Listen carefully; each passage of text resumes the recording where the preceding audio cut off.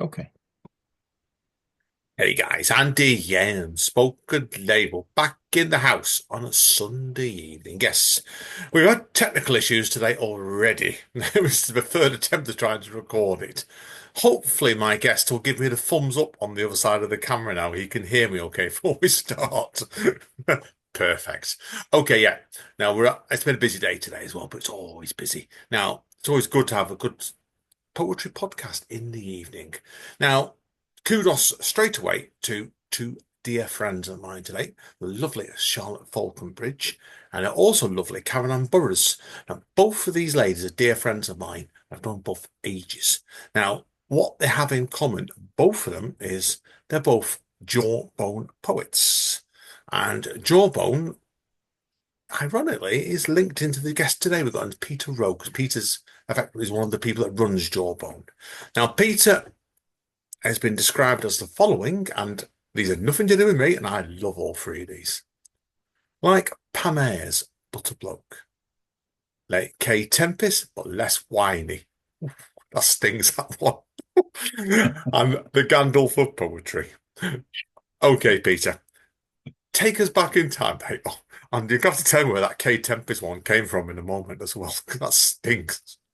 But take us back in time, mate, to where did all your creativity start from originally?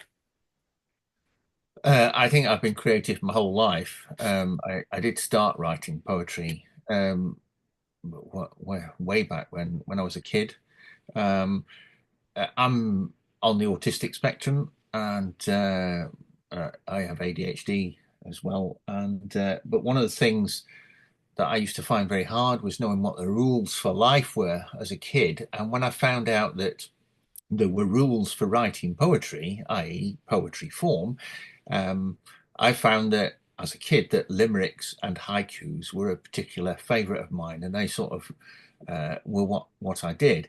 So I did write, but only sort of. For most of my adult life, I've been a writer, but it was mostly a thing I did in the closet, and I didn't really share because I was sort of put down by a previous partner saying, "Oh, you'll never be a writer." And actually, I've seen that in other people where they've been put down by a teacher or by a spouse or something like that, and yet they're absolutely fantastic poets. Um, and we've had that situation with a couple of the poets we publish where they've been in the closet for years because of an unfortunate comment by somebody, back in the history. So it was only about 2000, about year 2000, when I was in the Netherlands. I was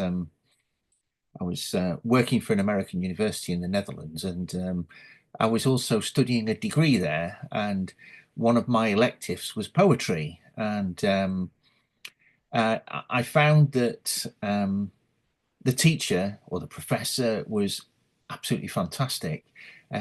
Tiny little Malaysian woman, uh, Yeah. 4'10" in height, Wow. maybe Donna Bonnie, but she was absolutely fantastic. So encouraging and so supportive. Sadly, she's no longer with us, but a big shout out to her wherever she is. Oh, yeah. She sort of inspired me and lit a fire underneath me, and I started attending open mics when I was in the Netherlands, in The Hague, and also in Amsterdam, and yeah, I call myself the techno poet at the time because I was writing mostly about what I knew, which was computers and technology, and that is actually a thread that has carried on throughout my writing. I still write about technology because my career sort of developed. It's always involved technology and computers. And whilst I was at the university, and then when I went into secondary education, I was an education technologist. So working with kids and with adults and things like that. So, but I've also had a stint as an artist, a part-time artist, whilst working in bookshops, and I had my own studio. I used to do big landscape paintings in oils and Wow. things like that. And photography's always been a big thing of mine, um, probably since I was about 12 years old, because my father bought me a Polaroid land camera, which was a black and white Oh, Polaroid camera, and he had about uh, eight shots in every cartridge, I think, something like that. I was not particularly good at it initially, but and later when I was 17, I think I bought myself an SLR and got into film photography, and it sort of all grew on from there. And then I got into digital video, and it just, so creativity's always been a part of what I've done. Uh, but the writing uh, sort of took over after a little while. I'll tell you how that happened at some stage, but yeah, love to, love to. You'll definitely go on to that in a yeah. moment. Now, what the information you kindly sent over to me, I love the story about you and your dad having war in poetry, and he compared you. Oh, You went on about Ogden Nasties. I think people should hear this story next before we carry on as well. oh, the war. Oh, okay, right. Yeah. When I was living in Holland, I actually did a little chapbook. It only had about 12 poems in it, I think, something like that. I've still got a couple of copies Wow. here somewhere. Uh, and I think maybe there were about 30 or 40 copies printed and nothing more than that. And, I never sold them. I think I gave them away to people mostly.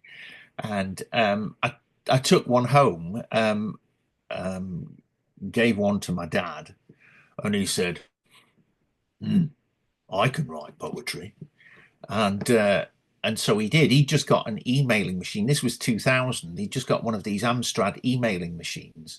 And they lived Oh, in the wow. back of Beyond in Northumberland, and so they didn't have proper broadband. They had dial-up still, and so this Amstrad emailing machine had a little pull-out keyboard and an LCD screen, and they could set up an email, and yeah, they were called Cloud Cuckoo Land. So so Cloud Cuckoo Land was my dad, and he decided what he was going to do was send out poetic hand grenades to each of his children. And they were literally small verses where he would take little digs at us and try and get a reaction because um, he was sort of semi-retired at that point. He was a clockmaker and engineer, and he was sort of retired and lived in this very high farmhouse in Northumberland. And he would have visitors drop by with clocks and musical boxes, and he would fix them up. And so, but in between time, what he decided was a good idea was to bait his kids. And there's five of us. And so he would send out these poetic hand grenades to our living rooms, and then they'd go off and he'd want a reaction. That's really what he was after. He was after a reaction. So eventually we thought, he's not going to give up. We'll have to respond. And so we started responding. So it was, I call it the war of the words, and it was where this rapid fire poetastery, bad poetry really was sent backwards and forwards. But the interesting thing is that my dyslexic brother, who's not the next one down, but the next one, Hmm. he sort of started writing, and he'd never really written much stuff, but he was actually quite good. So we sort of encouraged him a bit. He's actually also a poet. So there's two of us that are poets, and he's a slam winning poet, but he's based up in the Northeast. So yeah, we sort of keep each other at arm's length, but we're sort of there is sort of a bit of sibling rivalry, I guess. But he seems to win slams. I only ever come second in slams. I'm like Marmite. People love me or hate me. So, but yeah, so but yeah, it is what it is, and yeah, so that was the war of the words, and after he after he died, my mum brought out a posthumous collection of poetry of his stuff. So of my dad's, and so there's actually three poets in the family, effectively. Although I think some of the poems in the book were also written by my mother. So Technically four, yeah, but yeah. I know what you mean by that. Well, in my family, like I've told you, my mum and my wife, she's a writer like I am. And I've got a nephew from my sister's lad, and he's acting. He's a big actor at the moment, but he's definitely. I've known him to write some horror stories as well. So, but he's only 17, so we'll give yeah, him time. We'll yeah. give him time. He will be.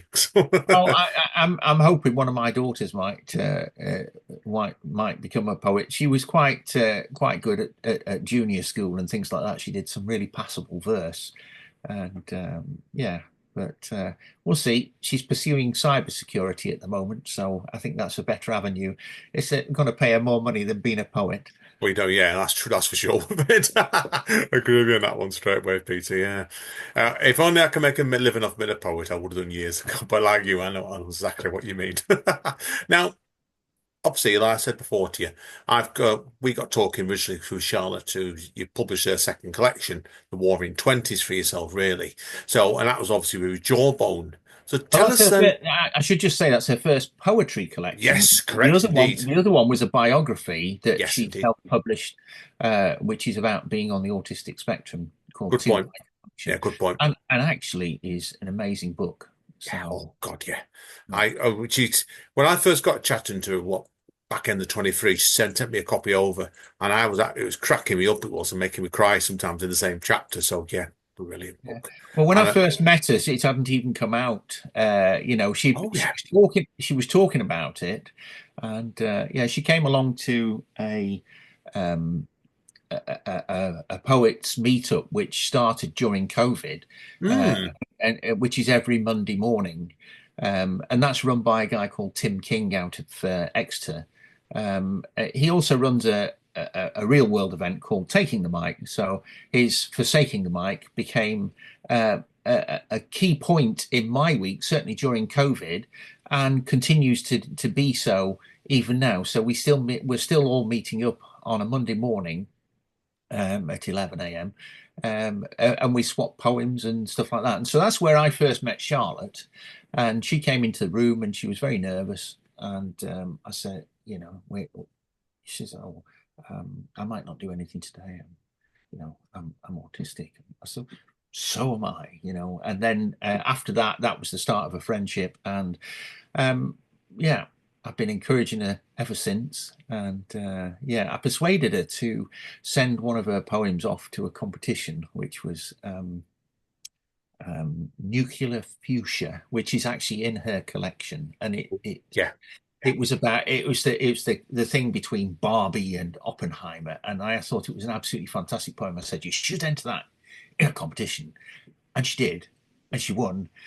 And yeah, so I like to think that that was the little fire that started her going on a poetry journey. I mean, she had an amazing set then she did with O Beehive, and that Oh just yeah. That's what I came along, and that's how I met her myself, to be honest yeah. with you. So And yeah, I'd already got her incredible. on my, I'd already got her on my radar for publishing. But after she did that set, I just said, Charlotte, I want to publish your poetry collection. Yeah, and And she told me that both times on the podcast. Last podcast was on earlier back in the last year or this year. I know. Yeah, she mentioned that in quite some depth, Peter. She did. I know she's eternally grateful for you for that I one. don't think she quite believed me at the time. She said, really, and actually, I had a similar reaction from Caroline Burrows as well. Oh, did you But really? Oh, when I met I've not spoken to Caroline for a bit, so yeah, I can imagine knowing Caroline. I Yeah. met her, I was on the way up north, and as she was doing one of her cycling tours, and I'm from Derbyshire originally, so I was going through Oh, Derbyshire, and she was in Derbyshire, and I said, "Whereabouts are you?" And she says, "Oh, I'm in the Hope Valley." And I said, "Really?" I says, "I'm about 5 miles away. Do you want to meet for coffee?" And so we did. We met for wow. coffee, and yeah, and I was chatting to her and about poetry because I've known her because she's been coming to Forsaking the Mic for a long time. And I'd also met her at Taking the Mic in Exeter previously, and I rated her as a poet. You see, so I said, "Has anyone? Have you ever had a collection published?" And you know, and I'd sort of drop in these heavy hints, and it took her a couple of weeks to decide that I'd actually asked her that if she wanted to be published, and yeah, so it's Wonderful. interesting. when you talk to somebody and say, "Oh, I'd like to publish you," some people don't believe you. There's another one of our poets, Claire Morris, and she said, "I thought you were kidding."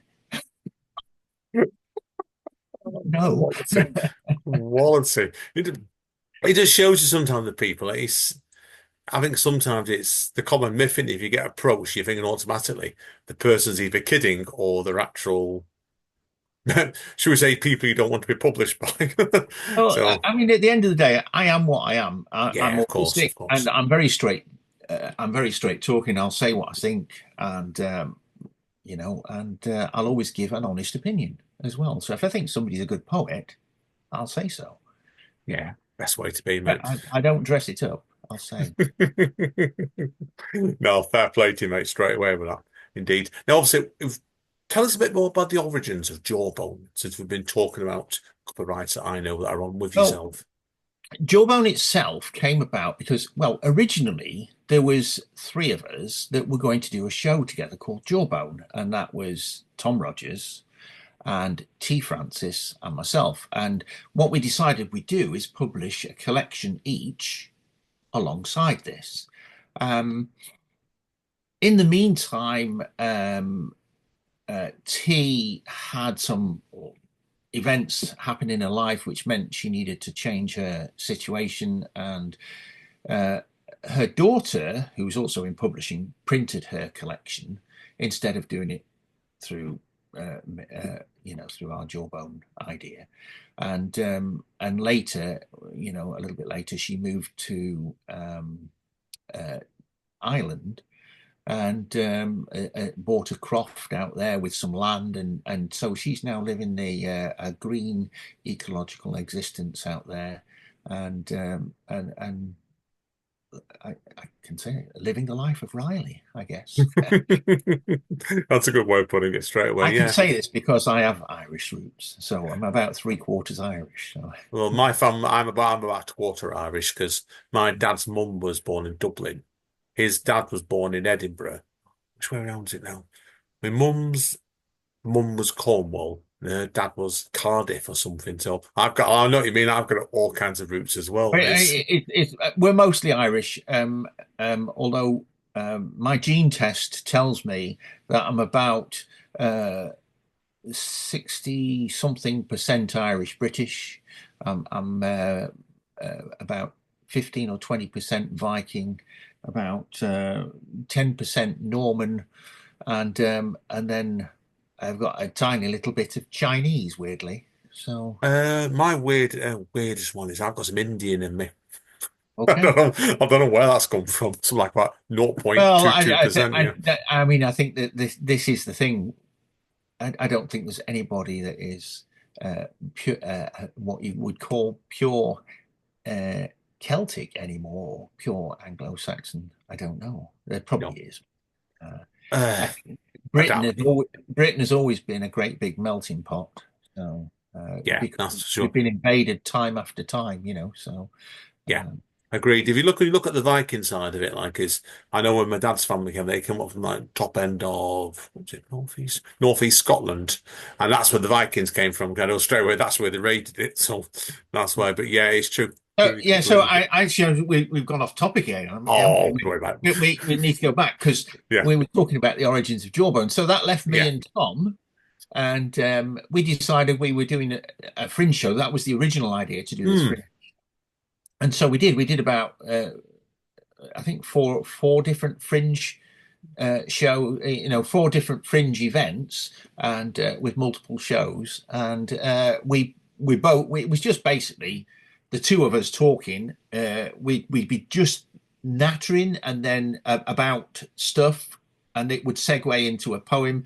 I'd do one, Tom would do one, but we'd have this chat in between. So, and it was just called Jawbone because it was two blokes talking, Ah, well, and I was wondering we where the name talked came from. Yeah, about all of the different all the different connotations of jawbone, about the jawbone as a weapon, and and using it to bludgeon somebody, because it was a very common weapon in the Bible, was a jawbone. I think Samson used one, and I think Cain slew Abel with Ooh, the jawbone of an ass. So yeah, the jawbone of an ouch. ass, and yeah, there's various other anecdotes that relate to jawbones that sort of slipped into the jawbone, our jawbone fringe show. And we had such a good reception to our publications. That was I'm in Love with My Barista and Sniffing Baby Jesus. But they Great were title. both great titles, and we both had a tour T-shirt. Mine said "I'm in love with my barista," and Tom said "Sniffing Baby Jesus." And actually, during our Shaftesbury Fringe, a vicar came up to Tom and says, "Where did you get your T-shirt? And can I get one?" Oh, fantastic. So Brilliant.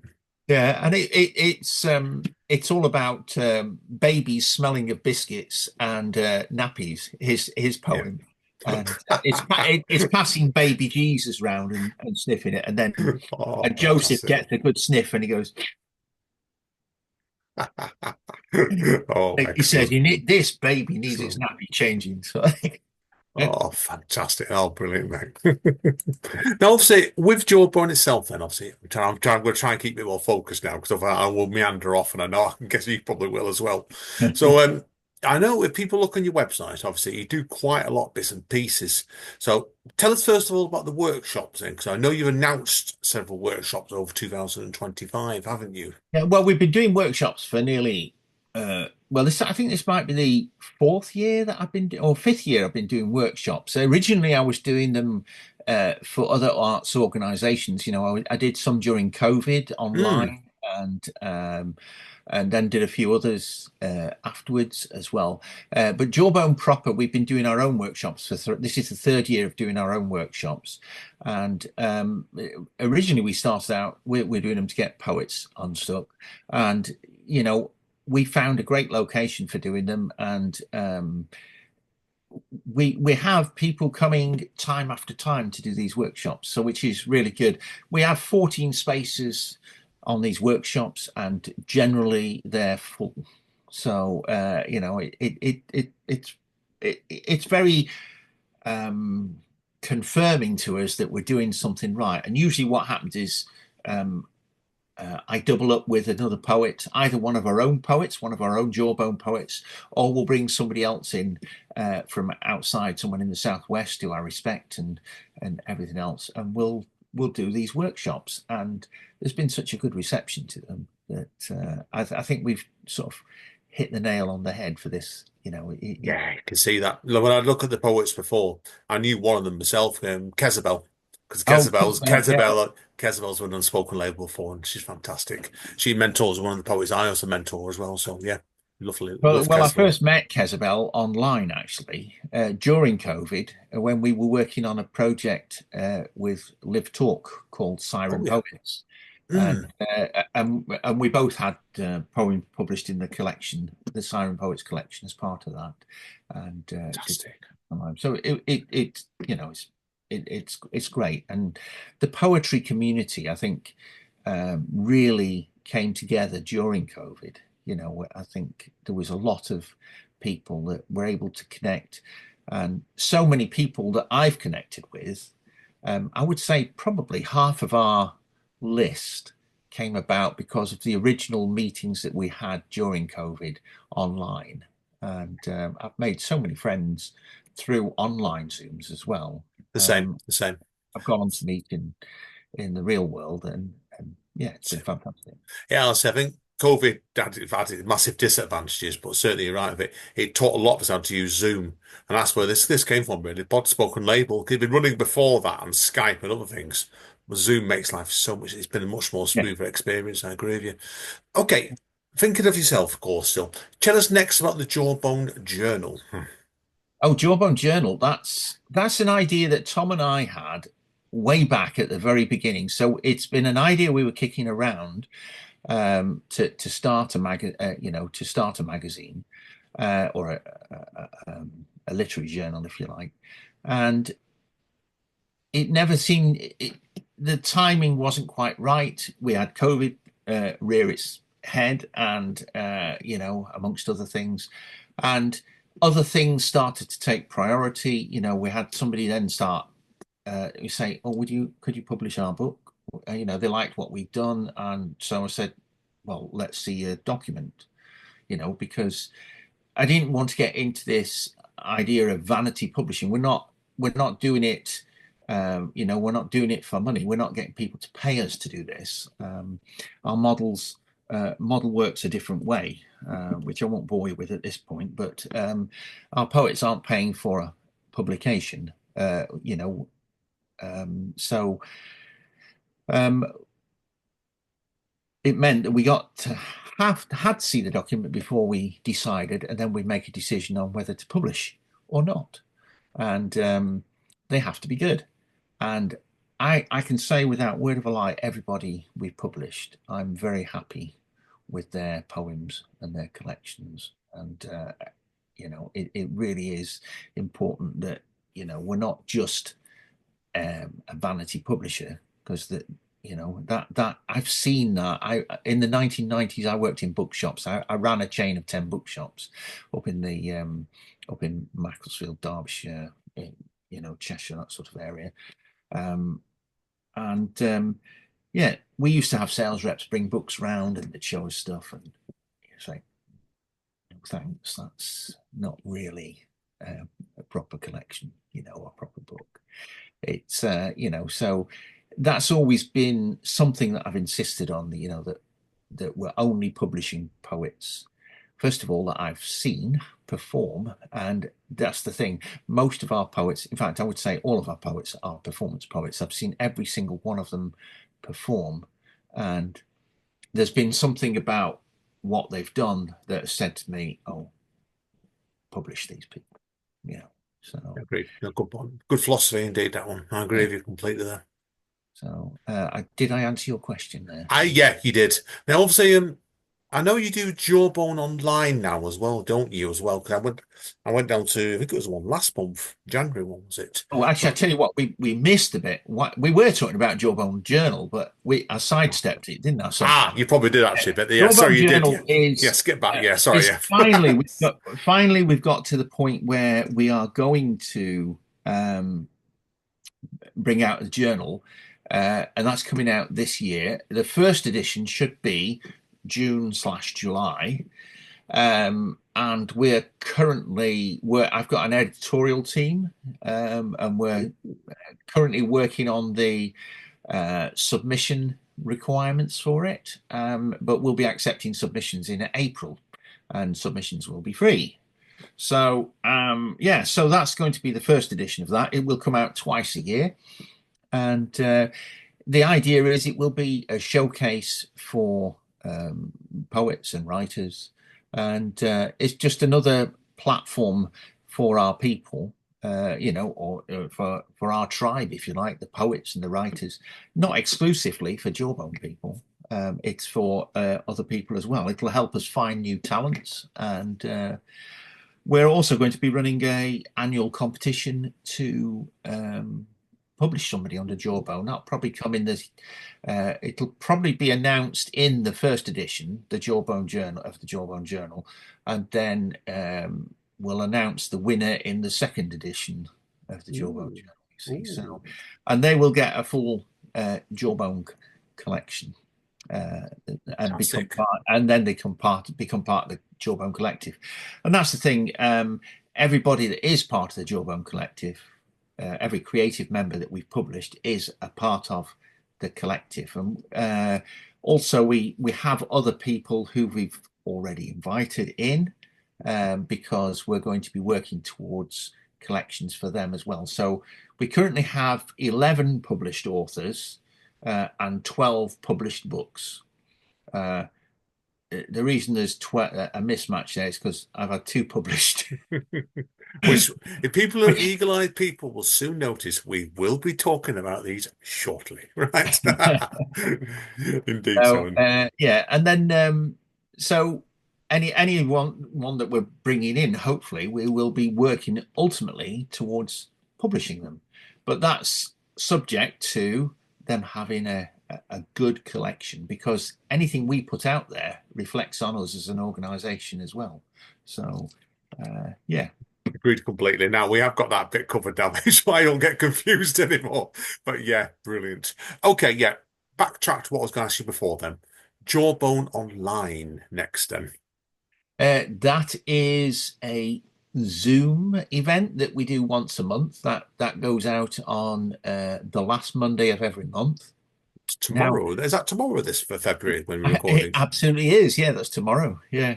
So, and yeah, this week the online and the in-person ones are on consecutive days. So, because we also do a an in-person event, which is Jawbone at the Poet Laureate, which is a pub in Dorchester, and that goes out on the fourth Tuesday of every month. Wow. So, and it just happens that this week, because it's a short month, the two are right next to each other. Oh, But blimey. By but we Wednesday, actually, Wednesday you'll be cream crackered then, basically, won't you?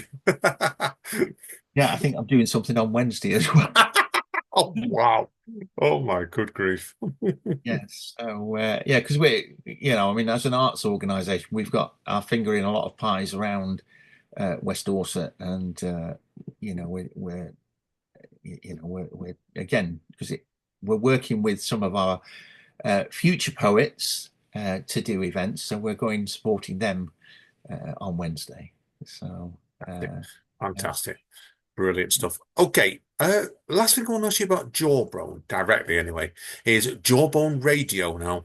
I know this is you've got this set up for going Substack, haven't you, on your newish Substack page? Well, yeah, we set the Jawbone Substack was set up to showcase things like Jawbone Radio, but also to showcase our poets as well. Um, and that's important because we need to give platforms for our poets, because if we're giving them somewhere where they can share their poetry and share their words, then we're exposing them to more people, and it all helps them, it helps lift them as well, because one of the big things about publishing people through Jawbone is because our main reason for doing this is building confidence. It's building confidence in our poets, and helping them build networks, because one of the big things about publishing somebody is you see a change in confidence in the poet. You see them uh, suddenly get 6 foot taller. People take them seriously. Uh, they get invited to showcase at events. They get invited to literary events, and this change in confidence, it also means that they start thinking about doing events themselves. So you wouldn't think it would have such an effect, but the reason I'm doing it is because in 2017 I had a poem where I'd entered a literary competition, and I won £100. Brilliant. And actually the poem was The War of the Words, which is about um, a, a sibling rivalry between me and my brother, the poets, and that one won £100. And my brother had entered the same competition with a long form poem as well. It was a long form poem. It runs for about 4.5 minutes, and he entered the same competition and he got nowhere. So Now, so people, the evil-eyed people made to notice here, there is some sibling rivalry here. So you got one up on your brother for once, and definitely. that's right. Yeah, he does well. He does well at the slams, and I don't do quite so well, because he's a natural and gifted performer. He has the gift of the gab, always has had. He could talk his way out of a paper bag. So Fantastic. Oh, and no, I would brilliant. be just stuck in there trying to push the walls down. And it wouldn't matter whether it was a wet one or what. I'd still be stuck in there. He was on his way. Okie dokie. Right. Obviously, Peter, we've been dropping a few hints here now. I think we obviously do need to talk about your three collections to date then. And Oh we'll yeah. go. I'll go back in time and talk about the first one that came out in 2019. Oh, that wasn't my I'm first. That actually wasn't my first one. My first oh, the came first one out. you've sent. Okay, correction. The first one you've sent me then. Yeah, the first one that came out was 2018, or yeah, 2018, and that was called Technology Bites Back, Bytes. All right, and it was messages from the font line of the computer revolution. Wow. And yeah, and that was all. That was poetry, and that was yeah, it was interesting. 250 copies, and they've all gone. I've got about one copy left, I think. So, um, not planning to republish it. It did very well, and yeah. So that was my first ever book that I published. Um, and that was what got me started doing publishing for other people, because I do some outside of Jawbone. But again, same sort of standards. I have a company called Wessex Media, and I did a few collections for other people, who I'm still involved with, and probably going to be publishing more collections for at some stage. In fact, there's one that I'm going to be publishing this year, who was the second person I published. But that was Brilliant. why Tom and I decided to do the other two, because I'd already got a bit of publishing experience by then. And it was just a coming together of all of my skills at that point. So it was all the computer skills, all of my media and marketing skills, and other things like that. So yeah, so that's why we ended up doing that. So, Fantastic. Okay, then we'll go back to what I thought was your I'm in first love. collection. Yeah. So I might share a poem with you from that at some Yeah, stage. But please be great in the second half. Yeah, please. Yeah, yeah. I'd love to hear it. So Definitely. the second book, which is what the question you asked me about, was that came out in 2019. I'm in love with my barista. Okay, Indeed. and you want to know about the barista once I you. Yeah, there's a few things I want to know about this. First of all, then, who is your barista then? That's the next question. Okay, the barista. Well, Tom and I used to meet every Friday morning in Coffee One in Bridport, and it was great because they would never throw you out. You could sit for hours, and so what we used to do was set each other writing exercises and challenge each other for poetry forms. And we'd meet up about 10 o'clock. At 12 o'clock, we'd retire to the Pursuit of Happiness, which is and we'd carry on writing there as well. So one of the exercises one day, we were just challenging each other to write something observational or whatever, and I was looking around. There was a young barista there, and I actually have a tooth missing here, and she had the same tooth missing, and and so of course I felt a kinship with her, and yeah, I just thought barista, Mister, and I was playing with words. So she was only ever a writing exercise, unfortunately. But yeah, I was actually married at the time, so it really hadn't crossed my mind. Although the poem I wrote, "I'm in love with my barista," um, was possibly the reason why my marriage ended, perhaps, or Uh, not, or well, not. all I'm going to say to Yeah, that is, for legal reasons, obviously, we're going to say no comment, right? no, I actually I do actually use that as a thing when I'm introducing that poem. I said, Oh, I do a whole sequence about uh, online dating and things like that, which is in the second collection. But I'm in love with my barista was only ever a writing exercise. But I did write a number of poems at that time. Both Tom and I were part of the organising team, and T. Francis was, of Apothecary in Bridport, which is still a spoken word night that I'm involved with organising. There's a group of us there, and that's coming up to its 10th year this year. So we've been doing spoken word in Bridport for 10 years in December. I've only been on the team of Apothecary for about 9.5 years, but Tom was one of the original founders. And so and it's still going strong.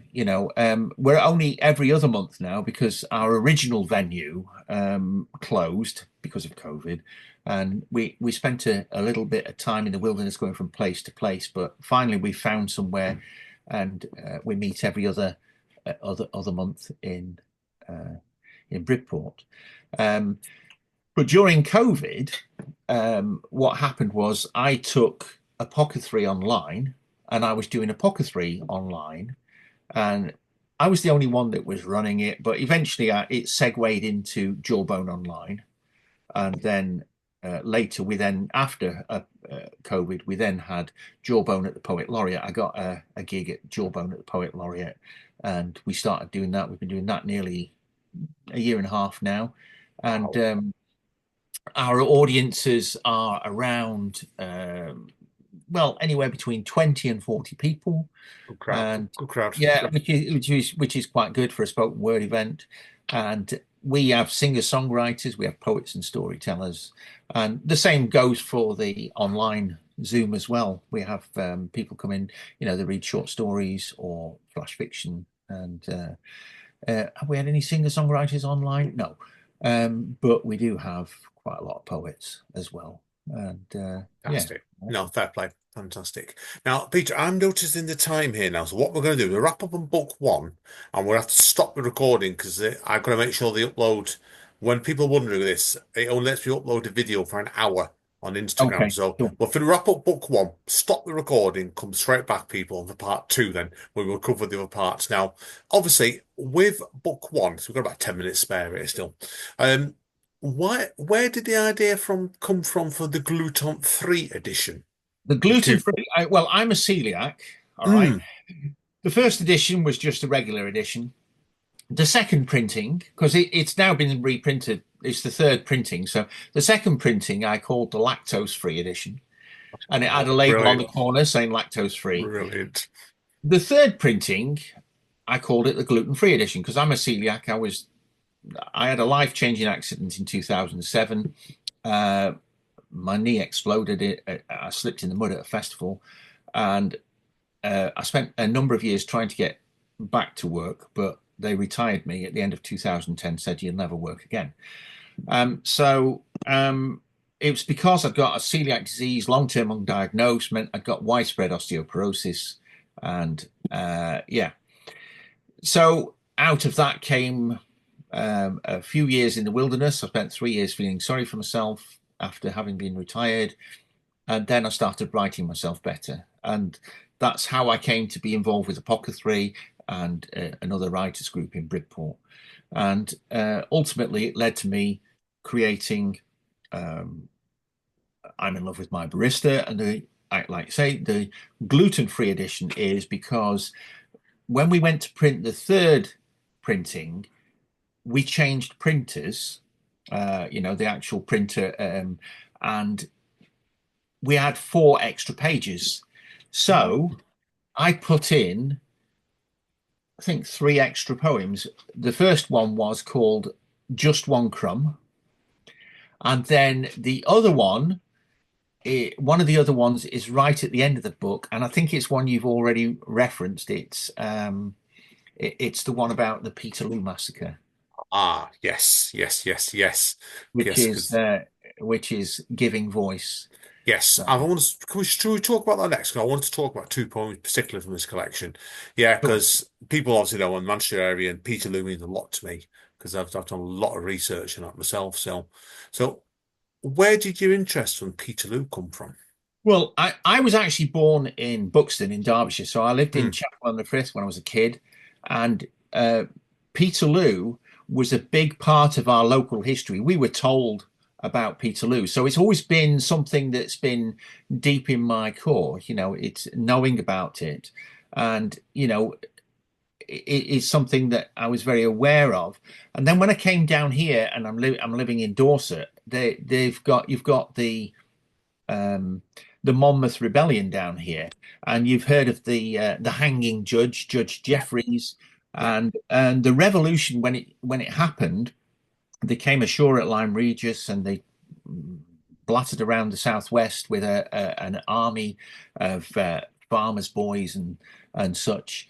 And yeah, the basically they were um, they were basically all uh, either killed or imprisoned. And then the ones that were imprisoned, they were sentenced by Judge Jeffreys, and some were sent into slavery for work to work for wealthy landowners in places like Jamaica and various other locations.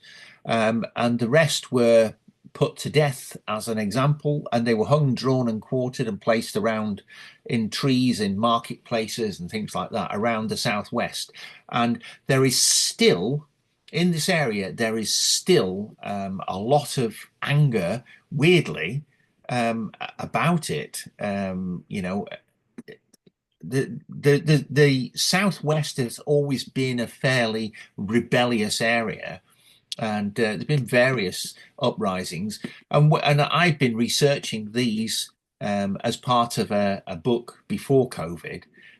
All of the different rebellions. There was prayer book riots. There was the machine breakers riots, there were bread riots, there were corn riots, and all sorts of other things. And then the Monmouth rebellion as well, not to mention the Civil War and the Chartists and things like that. So I was researching all of this for a collection that I'm doing. So I've got some poetry and stuff like that. And it made, when COVID happened, I couldn't go out and do the research that I had been doing. So I started thinking about my own stuff. And well, I'd already, I mean, I wrote this in October 2018, but so I'd already got the Peterloo in there because it was there. And I just, although I'd written it before, I started fine tuning it during COVID. And yeah, and it's just one of those things. It's been with me probably a long time. I've been wanting to write a poem about it a long time. And yeah, I guess it was time. It was time I wrote it. No, So agreed. Agreed with you because it's when I first found out about 20 years ago, 25 years ago. It took me probably 15 years to build the courage up to write about it. It's just something that sickens me a lot. So yeah, good point. yeah, I mean it's the merchant classes, it's the blue-blooded Yeah, aristocracy coming down hard on the working yeah. classes. And you can tell by my accent that I am from working class stock, always have been. Oh, weirdly, though, I may be descended from, according to my genetic testing, I am descended from Niall of the Nine Kingdoms or something like that, Oh from wow, Ireland. He's one of the wow. kings of Ireland. But if I want to get my inheritance, there's about another 970,000 descendants in Europe alone that I'll have to bump off first. Not And bump now, off. obviously, we need state, obviously, when we wrap up part one here today. Obviously, we'll talk about got one more poem in a minute. This podcast does not endorse murder. So I don't want any police. I did definitely don't want police coming out either mine or Peter's house in a minute when if anybody hears this. So, I no, think it, obviously, Pete, the other poem I want to ask you about this because it's with you having a couple of books. I want to touch on one or two bits in each book. Was Gothic Noir because I've told you before already. I'm an ex-goth when I was in my teens and stuff. So, what made you want to write a poem about Gothic noir? Gothic Noir was specifically about a girl. Again, going back to Coffee One, which is where we were writing these poems. I'd gone up to the counter. I actually have a little disabled buggy, which a foldable one, which I sit in. Hmm. And I'd come in and I'd gone up to get coffee and everything else. And just in front of me in the queue, there was a goth, and dressed in black and with exposed shoulders. And on each shoulder, she had a black rose tattoo. And you know, the thing about goths is you think, yeah, take a step back, you know. But she turned to me and she says, "Can I pass you anything?" And that was literally what triggered it. And I just thought, wow. I thought, you know, obviously she was not what her outward appearance said, you know. So I wrote this poem called Gothic Noir, and and that's literally what it, you know, what it was about. And Fantastic, yeah. it was about an encounter with her. And I thought afterwards, after I'd had the book published, that was in that was in I'm in love with my barista, and I thought, hmm, I'd give her a copy of that when I see her. And I didn't see her for nearly a year and a half after that. And I was just driving along through Bridport, and I saw her. I thought, that's that girl. That's the girl. So I pulled up a double yellow, put on my disabled badge. Oh my And God. when she came around the Terrified woman. corner, I sort of popped out of my car and I said, you may find this a bit weird, but I've got a book for you. And she says, oh, I says, I wrote this poem about a year and a half ago, and you're in this book, and I gave her this copy, and she was just so made up, she couldn't believe it. I don't think I've ever seen her since, but it Oh, was just fantastic. amazing, that I finally saw her. I gave her a copy, and she was made up with it. Oh, brilliant stuff. I think that's a good way to wrap up part one here, guys and girls, because we've got plenty more to talk about here. So, conscious of Instagram regulations, we're taking a quick break and we're back into Shakes of the Dice. Thank you, Andy. Cheers.